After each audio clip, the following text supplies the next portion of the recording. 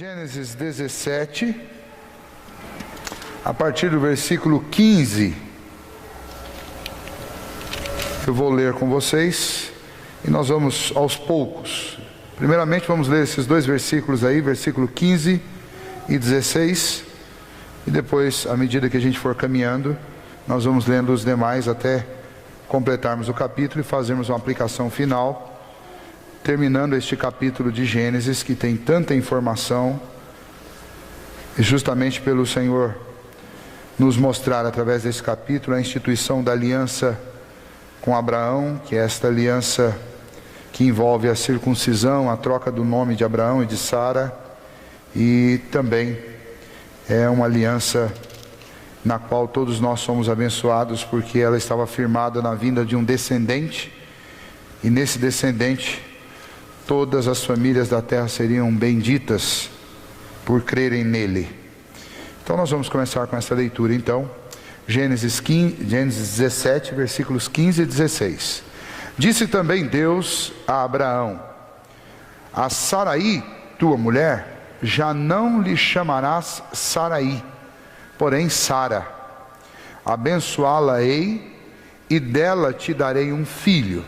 Sim, eu a abençoarei e ela se tornará nações. Reis de povos procederão dela. Muito bem. A promessa do Senhor a Abraão não é só para ele, mas é também para a sua família, para a sua casa. Assim como nós falamos há 2 semanas atrás, estas alianças que Deus estabeleceu com o povo sempre incluíam a família. Nunca deixaram a família de lado. E embora a gente deve afirmar e reconhecer desde agora no início, como fizemos em outras vezes, a salvação não acontece na vida de um filho porque ele é filho de um pai crente, mas o filho de um pai crente desfruta sim de privilégios espirituais que os filhos dos não crentes não experimentam. E é exatamente por causa desses privilégios que eles são bem encaminhados na família da aliança e também nos caminhos da fé.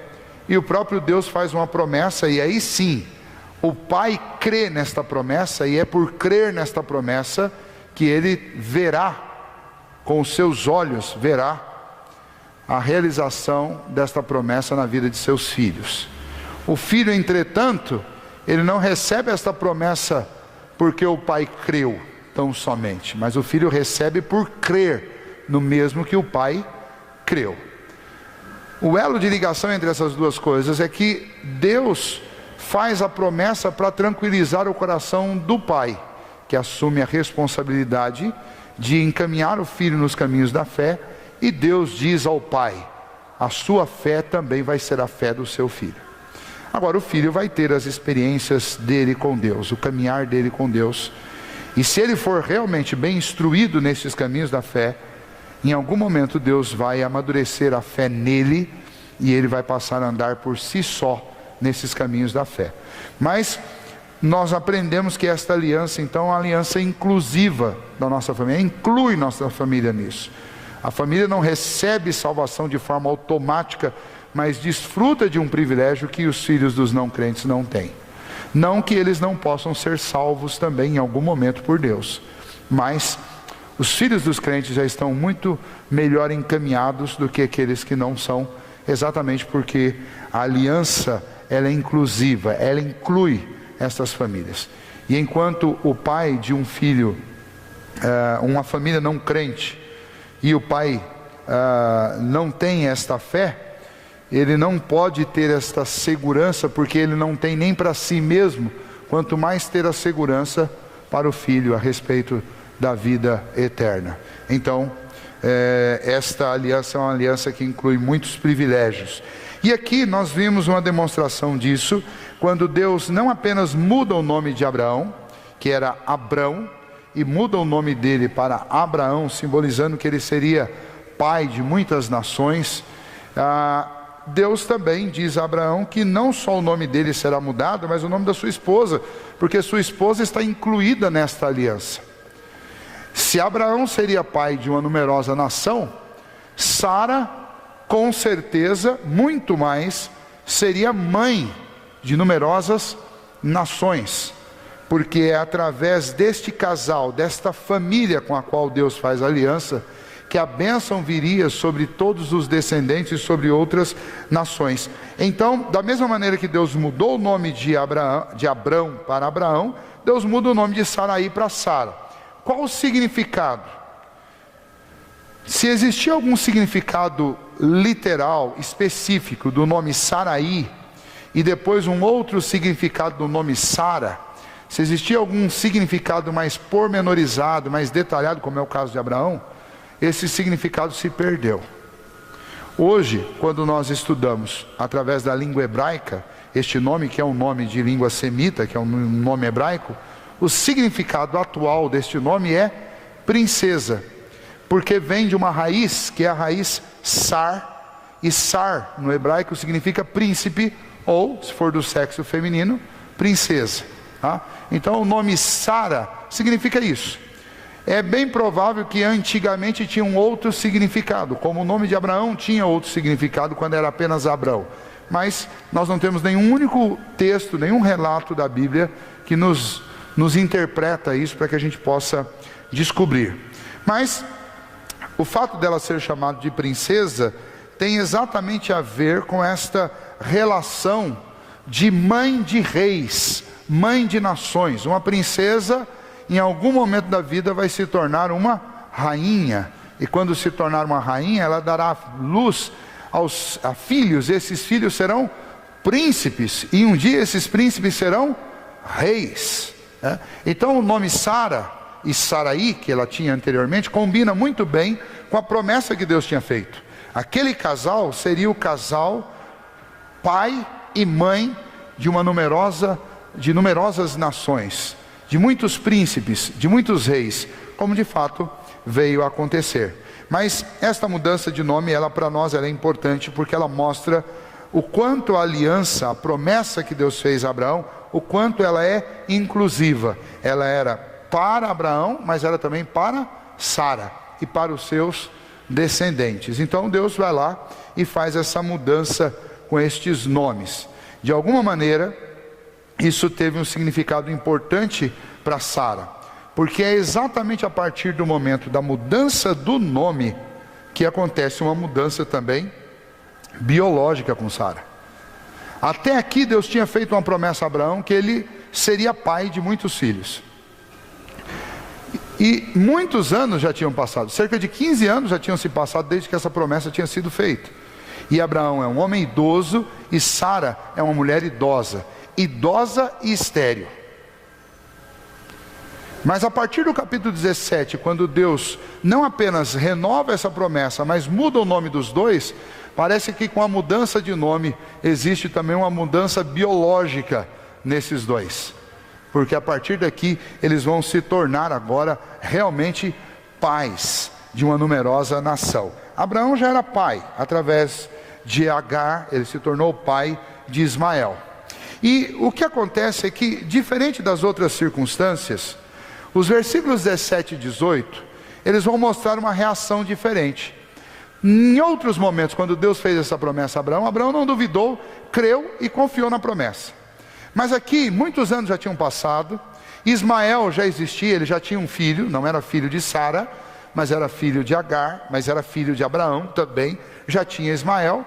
E quando Deus renova esta promessa, Abraão, obviamente pelo respeito que ele tem a Deus, pelo temor que ele tem a Deus, ele não diz para o Senhor, mas ele pensa consigo mesmo. Veja aí agora os versículos 17 e 18.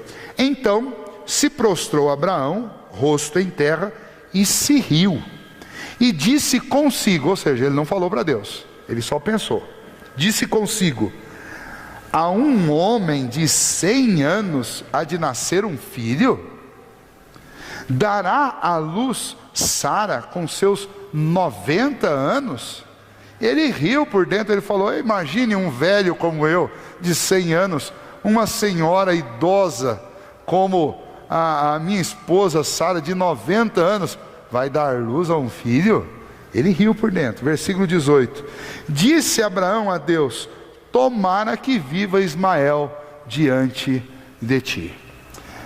A partir desse momento agora, Abraão já estava começando a imaginar que a promessa se cumpriria através da vida de Ismael. Porque na cabeça dele ele tinha uma grande dúvida se realmente ele, com 100 anos de idade, e sua esposa com 90 e ainda estéril, poderia realmente dar luz a um filho. Ele não diz isso diante de Deus, mas ele pensa. Ele diz diante de Deus que o seu filho Ismael viva muitos e muitos anos. Essa expressão dá a entender que a esperança dele realmente não estava naquela promessa de Deus, mas a esperança dele era que Deus ia cumprir aquela promessa de alguma outra maneira, talvez através de um filho que Deus poderia dar a Ismael. E então não seria o descendente direto dele, seria um descendente indireto, um neto. Talvez era disso que Deus estivesse falando. E então veja, essa reação de Abraão demonstra em algum momento que o pai da fé, o grande pai da fé também, viveu momentos de incredulidade. Significa que Abraão não é diferente de nós, que algumas vezes duvidamos. Não era diferente dos apóstolos, que algumas vezes duvidaram. Lembra quando o barco estava a sossobar no mar da Galileia e Jesus dormia e os apóstolos apavorados foram acordar Jesus, e Jesus disse o que para eles? Homens de pequena fé.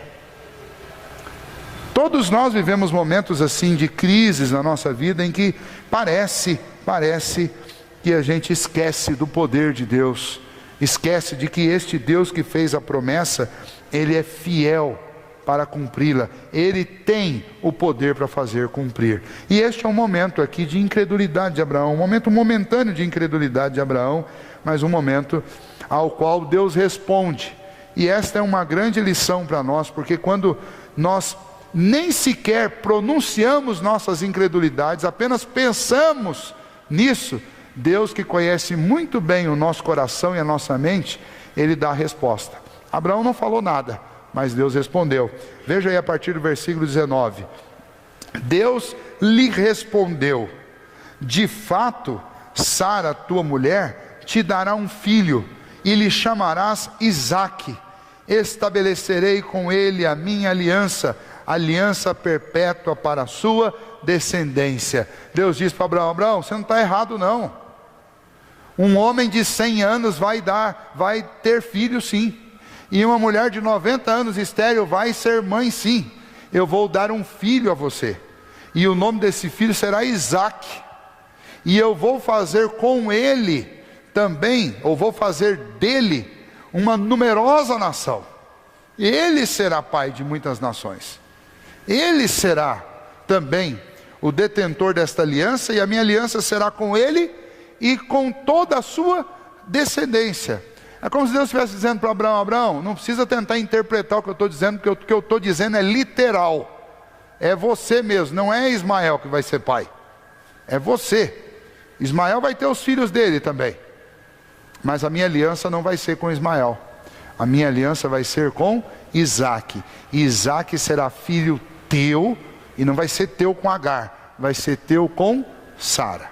Ou seja, Deus reafirma a aliança, responde, e contra a incredulidade do coração de Abraão, aquela incredulidade momentânea, porque nós já vimos Abraão agindo com muita fé, vimos em outros momentos Abraão sentindo medo, e aqui nesse momento ele está sentindo incredulidade. Mas contra a incredulidade dele, Deus dá o antídoto. Deus renova a sua promessa. E aqui nós temos um princípio para a nossa vida. Quando nosso coração estiver incrédulo, nós precisamos voltar à palavra de Deus. Nós precisamos ler a Bíblia. Precisamos ler a Bíblia. O grande remédio para a incredulidade do nosso coração é a palavra de Deus. Como que Deus curou a incredulidade do coração de Abraão? Deus falou com Abraão. Deus fala conosco ainda hoje, fala através do quê? Da palavra de Deus.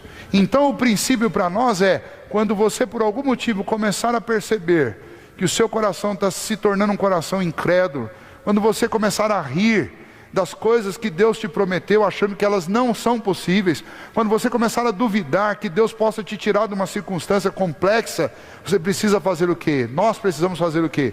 Nós precisamos voltar à palavra de Deus e precisamos lê-la. Quando nós começamos a estudar Gênesis aqui, há quase um ano atrás, nós começamos com um motivo, com um propósito específico. E o propósito era o quê? Era relembrar o poder de Deus na história, contra o mundo que diz que Deus não existe, contra o mundo que tenta relativizar Deus, diz que a verdade é relativa. A resposta melhor que eu entendi que nós podíamos dar, e vocês concordaram naquela ocasião quando nós falamos sobre isso, a melhor resposta é fazer o quê? É voltar os olhos à palavra de Deus e ler, e enxergar e ouvir sobre os poderosos feitos do Senhor desde a criação. Foi assim que Moisés curou o povo lá no deserto da incredulidade e da idolatria deles. Deus fez com que Moisés escrevesse o livro de Gênesis, para que aquele povo que estava no deserto conhecesse Deus e o seu poder e confiasse nele. Nós estamos estudando Gênesis agora para quê? Para conhecer melhor Deus, para conhecer o seu poder e para confiar nele. Abraão está tendo um momento de incredulidade e Deus se revela o seu poder, revela o seu propósito para que Abraão cresça em Deus e confiasse nele. Então qual é o remédio para a nossa incredulidade? É a palavra de Deus. É ler e ouvir a respeito dos poderosos feitos do Senhor. Nós iniciamos lendo o Salmo 78, e o Salmo 78 é um salmo didático para os pais. O Salmo 78 diz assim, a partir do versículo 3, o que vimos, o que ouvimos, o que aprendemos com os nossos pais, não encobriremos aos nossos filhos, contaremos às vindouras gerações os louvores do Senhor, as obras do Senhor, para que eles, por sua vez, conheçam e contam aos seus filhos, e contem aos filhos dos seus filhos, e contem aos seus descendentes, para que o povo continue crendo em Deus. O que nos aquece o coração e nos faz crer poderosamente em Deus é a palavra de Deus. Por que nós vivemos numa época em que as pessoas são incrédulas, inclusive os crentes? É estranho isso, né? Crente, incrédulo, como é que pode? É alguém que frequenta uma igreja, mas não crê no poder de Deus. E tem muita gente assim. Aliás, nós estamos vivendo muitos momentos assim, em que apesar de virmos à igreja, cantarmos, às vezes lemos a Bíblia aqui juntos, mas nós cremos pouco no poder de Deus. Nós tentamos, na maioria das vezes, resolver nossos problemas com as nossas próprias forças, ao invés de confiar em Deus. Ou seja, esse tempo que nós estamos vivendo, um tempo difícil, um tempo em que até as pessoas que deveriam viver por fé, estão incrédulas. Como é que nós resolvemos esse problema?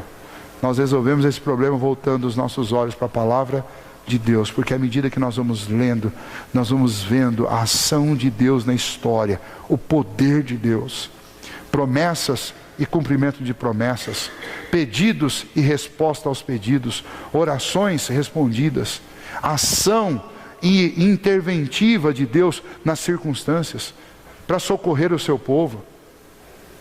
E então esta é uma época em que, diante de tudo que a gente está vendo acontecer no mundo, nós precisamos voltar os nossos olhos mais do que nunca para a palavra de Deus.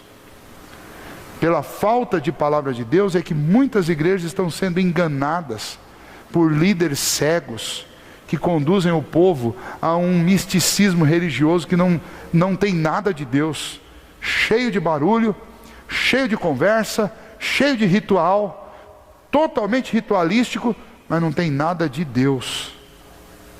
É humano, é jogo de luzes, é tramóias para enganar e iludir as pessoas, quando na realidade a receita para aquecer o coração e para encher o nosso coração de fé e de esperança é bem simples. É você separar meia hora, uma hora todo dia na sua casa e ler esta palavra. Aí a nossa fé vai ser reativada, reanimada, e nós voltaremos a crer no Deus dos impossíveis. Como Abraão, a partir daqui ele volta a crer. Veja o versículo 20 também, não apenas este versículo 19 que nós lemos. Versículo 20, porque Abraão deu duas respostas, uma interna no coração dele, que foi sua incredulidade, e outra externa, pedindo a Deus que Deus abençoasse Ismael. Então, a resposta que ele tinha dado no seu coração, a interna, Deus respondeu: você vai ser pai sim, Sara vai ser mãe sim, e eu vou dar um filho a vocês, o nome dele será Isaque, e ele será pai de numerosas nações. Ou seja, Deus responde à incredulidade de Abraão, reafirmando esta promessa. E agora a expressão, aquilo que Abraão verbalizou, que foi essa frase aqui, tomara que viva Ismael diante de ti. Vejam só, versículo 20, Deus responde: quanto a Ismael, eu te ouvi, abençoá-lo-ei, falo-ei fecundo, e multiplicarei extraordinariamente, gerará 12 príncipes, e dele farei uma grande nação. Ou seja, Deus ouve a oração de Abraão e diz: Abraão, eu não só vou te dar um filho, filho seu e de Sara, mas o que você está me pedindo, eu também vou fazer. Você está pedindo que eu cuide do teu filho Ismael, que é filho teu com Agar, eu vou cuidar dele. Não só vou cuidá-lo, mas vou abençoá-lo. E ele dará à luz a 12 príncipes, falando da descendência de Ismael, que também seria uma descendência poderosa na terra. E nós temos a prova até hoje de que é realmente. Agora, há um dado: existe uma diferença entre aquilo que é resultado da promessa de Deus e aquilo que é resultado da teimosia do homem e da incredulidade do homem.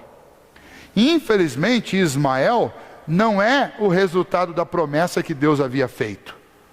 Ismael é resultado de uma desobediência e de uma incredulidade de Abraão e de Sara.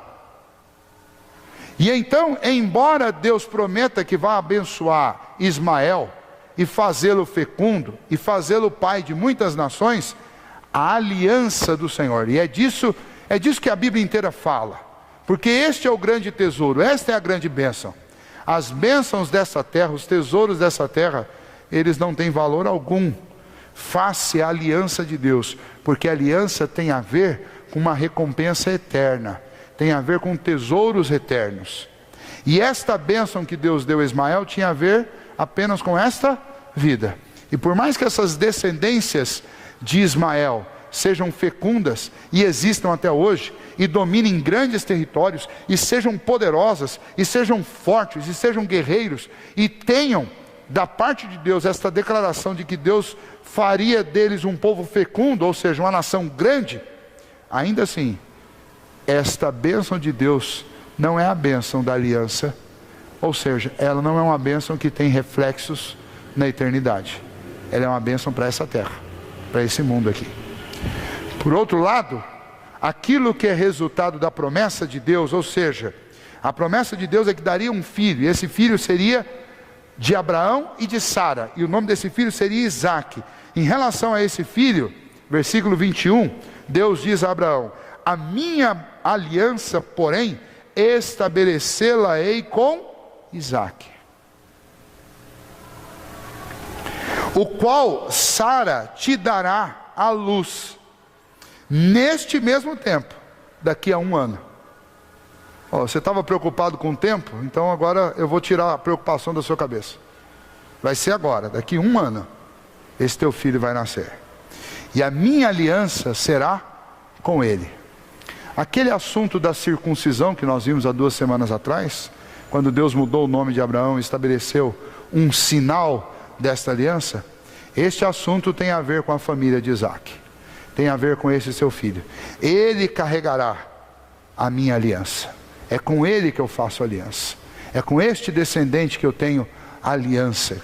É nele que todas as famílias da terra serão benditas, porque é da descendência dele que virá o Messias. A aliança tem a ver com Messias, tem a ver com redenção, tem a ver com esperança, tem a ver com eternidade. A bênção que Deus deu a Ismael tem a ver com fecundidade, tem a ver com domínio territorial, tem a ver com multiplicação de povo sobre a terra. E embora a aliança de Deus com Abraão envolva também a multiplicação desse povo, não é apenas uma multiplicação geográfica, mas é uma multiplicação espiritual, e é uma aliança que tem reflexos na eternidade, ela ecoa pela eternidade. E então esta é a diferença. E o versículo 22 diz: e finda esta fala com Abraão, Deus, e finda esta fala com Abraão, Deus se retirou dele, elevando-se.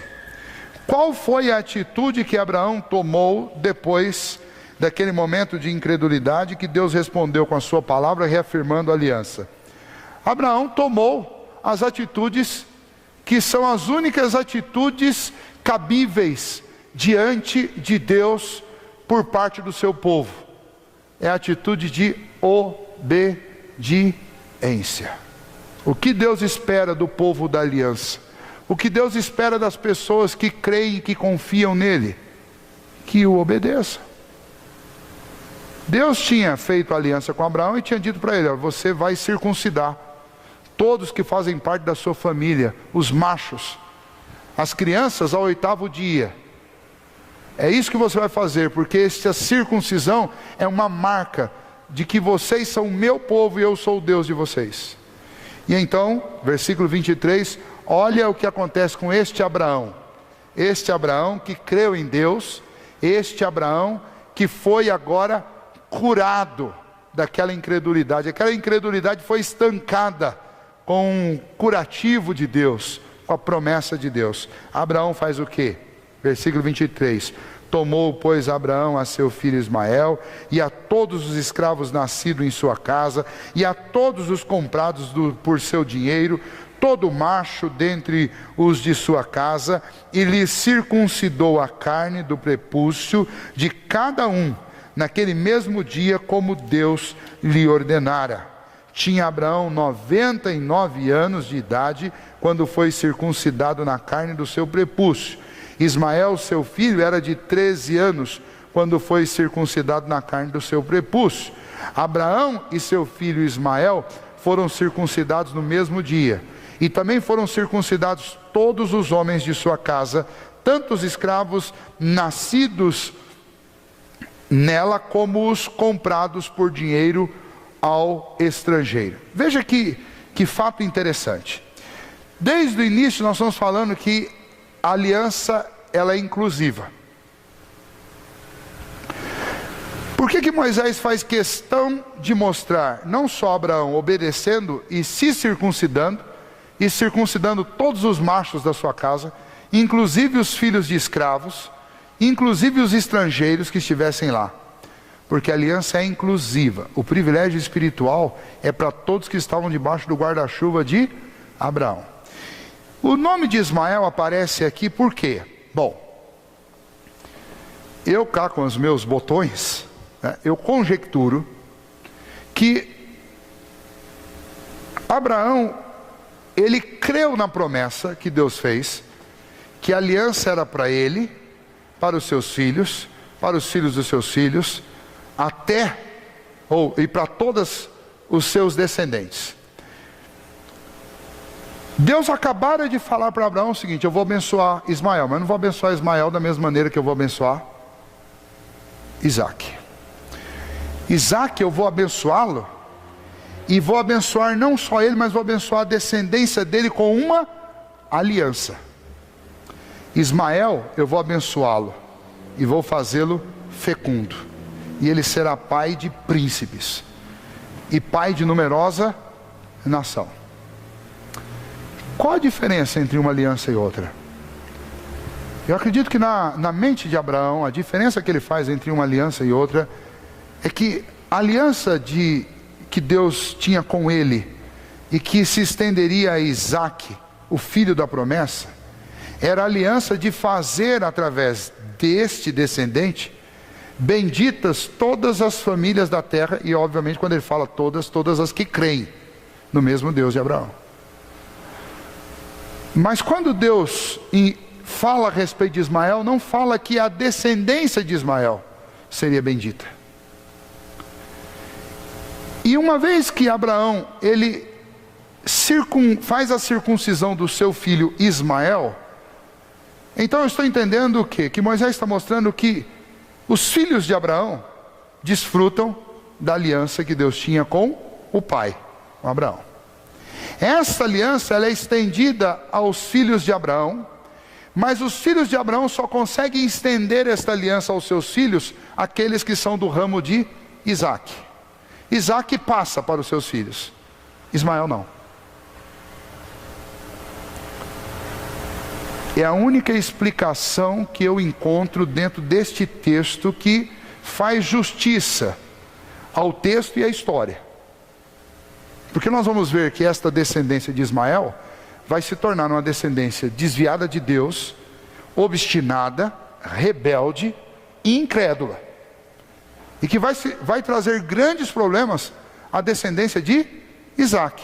Que por sua vez, ainda que muitos também se rebelaram contra Deus, nesta nação de Israel, dentro desta nação sempre houve um ramo fiel. Sempre houve um grupo, uma parte que nunca mais se desviou de Deus. Nós vamos ver nos próprios filhos de Isaac, Esaú e Jacó. Depois Jacó, os seus filhos, as tribos de Israel. E dentro dessas tribos, esse povo muitas vezes, durante toda a história do Antigo Testamento, vai viver momentos de declínio espiritual, mas sempre há um remanescente que permanece fiel. Remanescente que nós não encontramos nos descendentes de Ismael. Remanescente que nós não encontramos nos descendentes de Esaú. Remanescente que nós não encontramos fora desse eixo central da família da aliança, que vai se estender pela família de Israel, pela família de Judá, até Cristo. E de Cristo até nós. Então, se você perguntar, pastor, o senhor crê que Ismael desfrutou do privilégio da aliança? Tudo dá a entender nesse texto que sim. Tudo leva a crer que sim. Só Deus sabe dessas coisas. Agora, Ismael consegue transmitir isso para os seus descendentes? A história diz que não. Não. Então, Abraão, como era um homem de fé, ele creu que Deus seria o Deus dele, o Deus de Isaac, mas também o Deus de Ismael, e o Deus do escravo e o Deus do estrangeiro que estava morando junto com ele. E por isso ele circuncidou a todos. Agora, essa circuncisão, ela se torna, lembre que ela é sempre um sinal de uma coisa que é interna. Então, o tempo na vida de cada um desses vai mostrar se ela se consolidou ou não. Como pai, Abraão creu que isso ia acontecer. Como filho, o filho tinha que, num primeiro momento, depender da crença do pai, e num segundo momento, depois de aprender os caminhos da fé com o pai, tinha que andar com seus próprios passos. E Deus fez a promessa que Deus ia consolidar isso na vida daqueles descendentes, de acordo com a fé do pai e de acordo com a caminhada de amadurecimento dos filhos. Então eu vejo aqui um homem que, por mais que tenha tido ali alguns minutos de incredulidade, ele realmente creu em Deus, e ele confiou em Deus, e ele obedeceu a Deus, e circuncidou e marcou toda a sua família, inclusive os escravos e estrangeiros, com a circuncisão, demonstrando que aquela família ali, aquela família inteira, era a família do Senhor, era a família da aliança. E embora Isaac carregava o privilégio de transpor esta aliança às futuras gerações, Abraão incluiu Ismael na circuncisão, porque ele creu que como filho dele, Ismael também receberia a redenção por meio daquela aliança. E nós não temos nenhum motivo para duvidar que isso tenha de fato acontecido, né? Pecados todos os membros da família da aliança cometeram, todos, sem exceção, e continuam a cometer. Mas o importante para nós é que os homens que creem em Deus, eles respondem à fé em Deus com obediência. Este é o ensino principal do capítulo 17 para nós. Deus fez promessas a Abraão, e Abraão creu. Como é que eu demonstro que eu estou realmente crendo naquilo que Deus está me falando? Eu demonstro isso obedecendo ao que Deus está me falando. é a única maneira de eu responder a Deus quando Ele fala comigo, é obedecendo. Então talvez você pudesse fazer a seguinte pergunta nessa noite, para a gente encerrar: o que Deus espera de mim depois de cada sermão que eu ouço, depois de cada estudo bíblico do qual eu participo? O que Deus espera de mim depois de cada página da Bíblia que eu leio? O que Deus espera de mim depois de cada vez que eu vou à igreja? O que Deus espera de você? Deus espera que eu responda ao que Ele tem me falado. Deus fala conosco quando a gente lê a Bíblia. Deus fala conosco quando a gente ora. Deus fala conosco quando alguém ora pela gente. Deus fala conosco quando a gente canta. Deus fala conosco quando a gente participa do culto. Deus fala conosco quando alguém prega e nós ouvimos essa pregação. Deus fala conosco quando a gente estuda a palavra juntos. Deus está falando conosco. A questão é, o que eu estou respondendo a Deus? Qual a resposta que eu estou dando? Nós aprendemos com a vida de Abraão que a única resposta plausível para Deus é a resposta da obediência. Ele falou comigo, eu preciso obedecer o que Ele está falando. Se Ele está me dizendo alguma coisa, eu estou entendendo, eu preciso responder com obediência. Não é com palavras. Falar, muita gente fala. O próprio Senhor diz, tem gente que me honra com os lábios, mas o coração está longe de mim. Como é que Deus sabe que o coração está longe? Bom, Deus sabe porque é Deus, Ele enxerga a gente por lá de dentro. E a gente, como é que sabe que o coração de uma pessoa está longe da gente? Quando você pede para uma pessoa fazer uma coisa, ela faz exatamente o contrário. Por mais que diga que te ama, mas se faz o oposto, isso significa que te ama com os lábios, mas o coração está muito longe. É isso que às vezes acontece com alguns casamentos, né? Às vezes cheios de declaração de amor, mas não há nenhum tipo de atitude que demonstra que esse amor é verdadeiro. Amor se comprova com atitudes. Atitudes que demonstram isso. Nosso amor por Deus também, e a nossa fé em Deus se comprova de que maneira? Exatamente. Tiago diz, mostra-me essa tua fé sem obras, que com as minhas obras eu vou te mostrar que tipo de fé eu tenho. As obras não salvam ninguém. Lembra que a salvação é pela fé, mas as obras comprovam que você tem fé. O reverendo Augusto Nicodemos, ele gosta de dizer nos estudos dele, quando ele está explicando Tiago, ele gosta de usar o exemplo da moeda. Ele diz que fé e obras são os dois lados de uma mesma moeda. Toda moeda tem uma cara e tem uma coroa, né? Tem um brasão de um lado e do outro lado tem um número.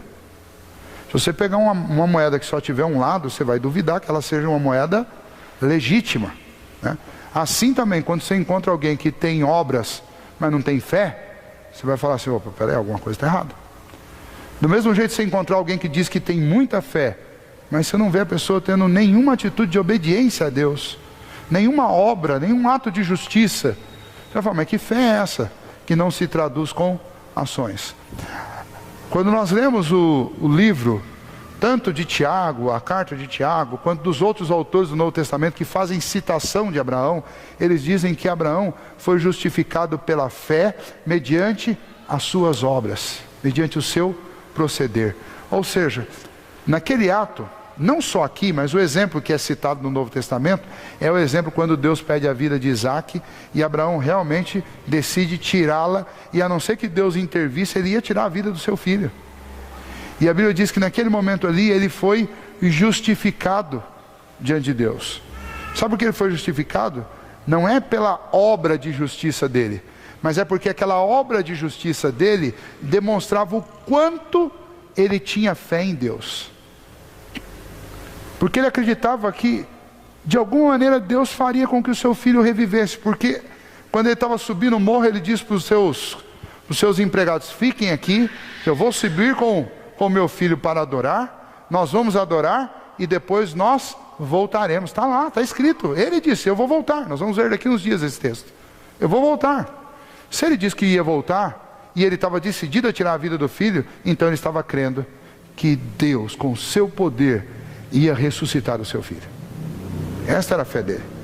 E então, quando quando o Novo Testamento cita que Abraão foi justificado pelas obras de justiça que ele fez, mediante a fé, está dizendo o quê? Que aquelas obras que Abraão realizou, como inclusive obedecer a Deus ao ponto de tirar a vida do filho, ele estava fazendo porque ele tinha uma fé tão consolidada em Deus, que ele acreditava que se Deus mandou fazer, era para fazer.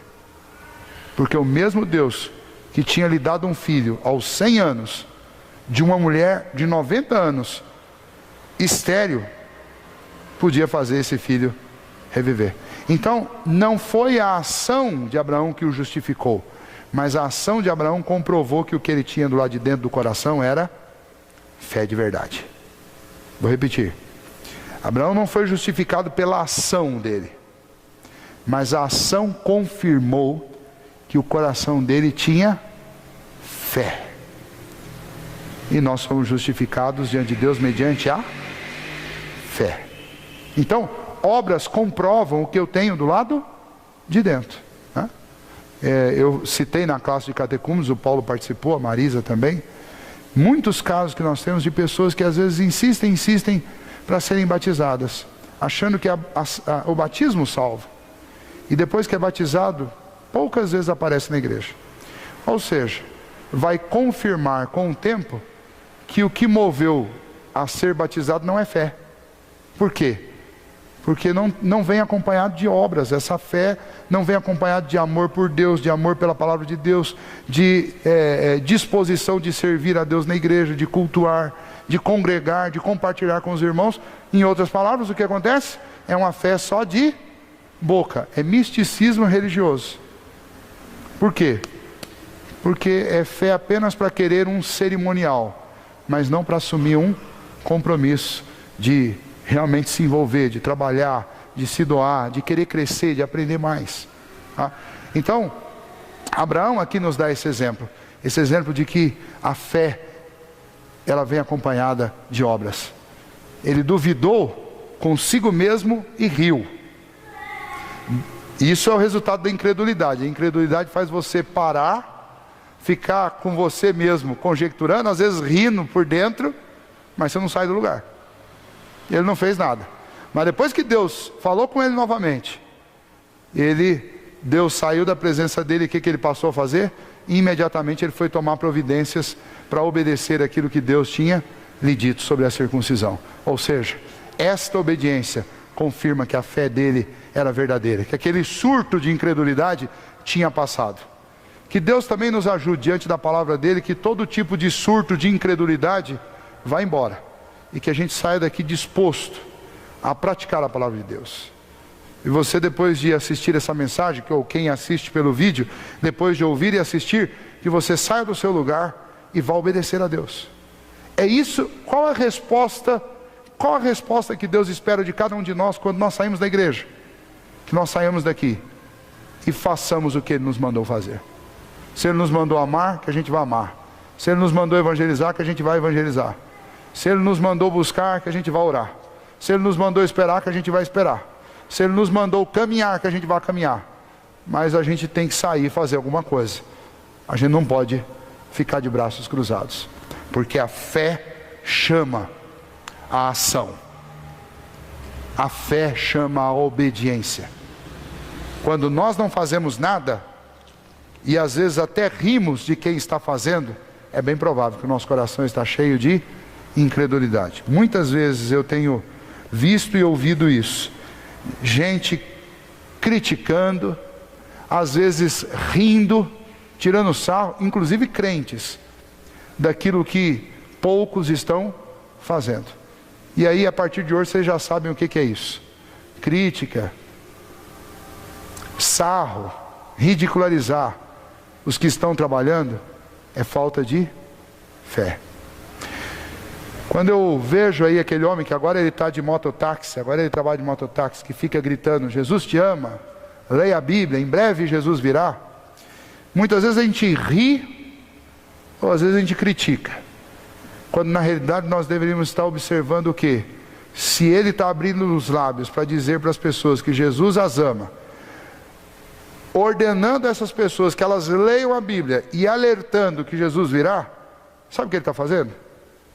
ele está demonstrando que a fé que tem do lado de dentro do coração dele é verdadeira. E por ser verdadeira, ele obedece. Do jeito dele. Mas ele obedece o que Deus mandou fazer. Por que Deus mandou fazer? Fazei discípulos de mim. Ide por todo mundo e pregai o evangelho. E esse ide aí está no gerúndio, lá na língua hebraica, que seria o nosso gerúndio aqui, que é um imperativo continuado, que significa que você tem que fazer o tempo todo. Na nossa língua, a tradução melhor seria indo por todo mundo, pregai o evangelho. É o que ele faz. Ele está andando de mototáxi, às vezes eu já vi ele até com garupa, e ele passa por você e ele continua gritando. Ele está cumprindo do jeito dele. Isso é demonstração de fé. A gente não deveria rir dele. A gente não deveria rir dele. Porque esse nosso riso dele é sinônimo de incredulidade no nosso coração. O que a gente deveria fazer é o mesmo que ele está fazendo. É obedecer. Mas você não precisa obedecer do jeito dele. Você pode obedecer de outro jeito. Tá? Obedece da maneira como Deus te deu entendimento para fazer. Mas faça alguma coisa. Porque a gente não pode ficar parado. Porque crítica ou achar graça daqueles que estão fazendo é diagnóstico de que nós estamos vivendo um surto de incredulidade, como Abraão viveu. Que Deus nos cure da nossa incredulidade, nos ajude a crer nele, nos ajude a obedecê-lo, porque esta é a única resposta plausível diante daquilo que Deus tem falado conosco, é obedecer. Vamos fechar os nossos olhos, vamos orar e pedir a Deus que nos ajude nisso. Senhor, muito obrigado pela Tua palavra, Deus, escrita, registrada para o nosso entendimento, para que nós pudéssemos aprender, para que nós pudéssemos crescer. Agora, Deus, encerrando esse capítulo de Gênesis, nós vimos, ó Pai, como o Senhor de uma maneira tão extraordinária reafirmou e reafirmou de novo para Abraão esta promessa. E como o Senhor tratou, ó Deus, da incredulidade dele. E como o Senhor, ó Deus, lhe deu a fé de que a aliança do Senhor é inclusiva. E assim, ó Deus, nós vimos na vida de Abraão, não só o Senhor abençoando-o com esta aliança, mas abençoando também toda a sua casa. E também, ó Deus, ajudando Abraão e a nós também a lidarmos com as nossas incredulidades. Ó Deus, obrigado por histórias como essa, que nos ajudam a conhecer um pouco mais sobre o Senhor, sobre a história que o Senhor escreveu, sobre o poder do Senhor, e também história que nos mostra um pouquinho sobre nós mesmos, na vida de Abraão. Todos nós, ó Deus, nos encontramos em algum momento da vida, agindo como incrédulos. Mas nós pedimos ao Senhor, que assim como o Senhor curou a incredulidade de Abraão, o Senhor cure a nossa também. Nos ajude a usar, ó Deus, a Tua palavra, que é um meio de graça, para que a gente conheça mais do Senhor e conheça mais a respeito do Teu amor, do Teu poder, da Tua fidelidade, da Tua aliança. E que, ó Deus, o Senhor nos ajude a obedecer esta Tua palavra, obedecer aquilo que temos ouvido do Senhor, que a gente saia daqui hoje, ó Deus, convencidos de que temos, ó Pai, que obedecer e responder a Tua palavra com obediência, que temos que ler mais a Tua palavra para que o nosso coração fique encharcado, cheio dela, para que a incredulidade não tenha espaço dentro de nós. A Tua palavra que nos ensina a confiar, ó Deus, que a vida dos nossos filhos está nas mãos do Senhor, e que é dever nosso contar a eles o que ouvimos e aprendemos dos nossos pais, ou o que ouvimos e aprendemos aqui na igreja, para que eles também possam, ó Deus, desfrutar desta aliança com o Senhor. Ajude-nos, ó Deus, para que nós possamos pôr em prática aquilo que é a nossa parte nesta aliança, que é, ó Deus, a parte de ensinar e educar os nossos filhos nos Teus caminhos. E que no mais, ó Deus, nós confiemos no Senhor de todo o coração. Porque enquanto este mundo está em crise, nós sabemos que nenhuma crise é grande demais para o Senhor. O Senhor pode guardar e abençoar as nossas casas, nossas famílias, nossos negócios, porque o Senhor é poderoso para fazer infinitamente mais do que tudo quanto te pedimos ou pensamos, conforme o Teu poder que opera em nós. É assim que diz a Tua palavra. Então ajuda-nos, ó Deus, a crer e demonstrar essa nossa fé com obediência, e que assim, ó Deus, nós sejamos, ó Pai, bem-sucedidos nesta caminhada que o Senhor nos colocou. É em nome de Jesus que oramos. Amém. Deus abençoe.